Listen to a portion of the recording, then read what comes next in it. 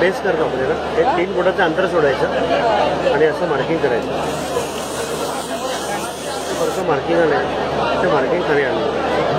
Marking यासाठी केलं आहे की या गोलाच्या आतमध्ये 3 रंग टाकायचे. पहिला रंग त्या मार्किंगवर टाकला.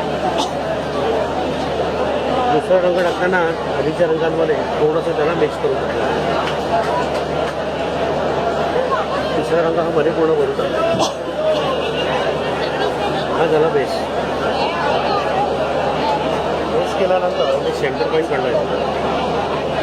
तर सेंटर आणि डिझाईनचा सेंटर आपण एकमेकांना फक्त मॅच केलं आहे. आता जाळीवरती पांढरा, पिवळा आणि पोपटी हे रंग फिक्स आहेत. डिझाईन कोणताही असलं तरी लाईट कलर असल्यामुळे हे बेसला वापरायचे नाही. सुरुवातीला हिरवा रंग मी बाहेर फिरवला. त्याच्याखाली पिवळा रंग आधीच्या रंगांमध्ये थोडंसं ओव्हरलॅप करून फिरवलं. तसंच पांढरा पण पिवळ्यामध्ये ओव्हरलॅप करून फिरवलं. आता शेवटी पिवळा रंग पांढऱ्यात मिक्स करायचा आणि डिझाईन हळूहळू हे पूर्ण करायचं. ठीक आहे. आता जे रंग आपण खाली टाकले होते ना त्या रंगांवरती सगळं डिझाईन हे तयार. ही पूर्ण प्रोसेस यात दिलेली आहे. रंग कोणती खाली टाकायचे